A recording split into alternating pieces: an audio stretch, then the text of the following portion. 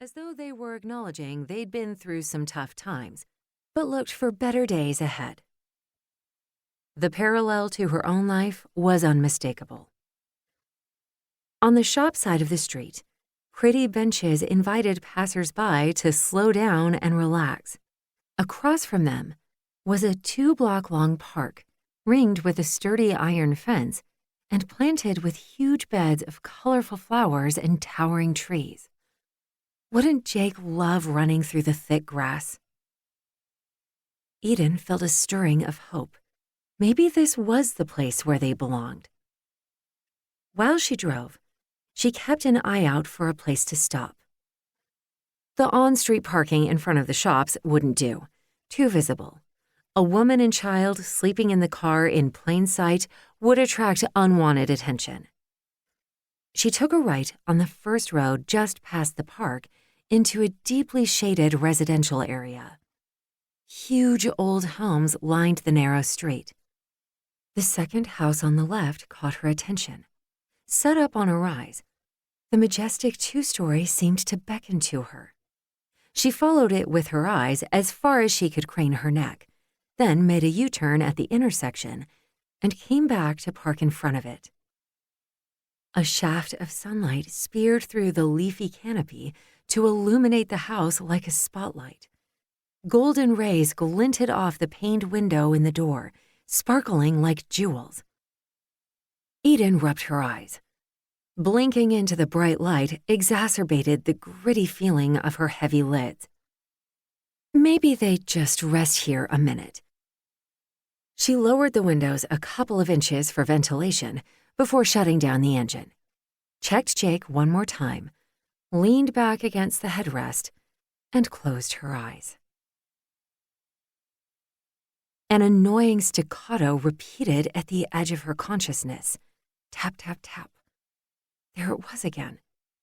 Eden reluctantly forced her eyes open to find a twinkling-eyed old woman standing on the passenger side of the car and peering in the window. Oh! Eden sat up with a guilty start. A peek at the dashboard clock said she'd been sleeping for almost half an hour. She glanced back at Jake. He was wide awake and grinning through the window at the smiling woman. Eden turned the ignition key and lowered the window a bit more before leaning toward the woman and pitching her voice so she could be heard through the opening. "I'm so sorry. Is this your home? I must have fallen asleep for a moment. I'm truly sorry to have bothered you. We'll go." She reached for the gear shifter on the console. The woman waved her hands and shook her head vigorously. No, please don't leave. You're not bothering me. I've been waiting for you." Eden blinked. Huh?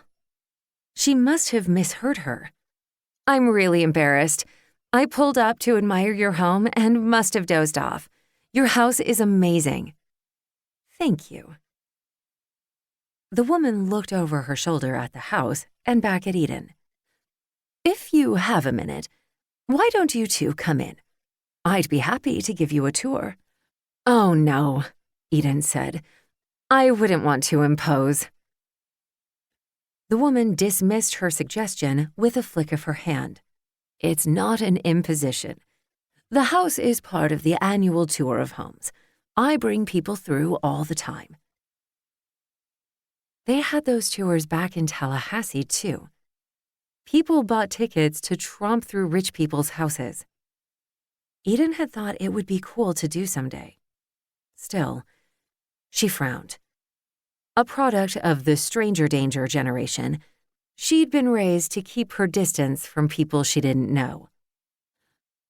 "I understand if you don't want to come in since you don't know me." The light in her bright blue eyes seemed to dim as her voice trailed off. Eden was wary, but not heartless.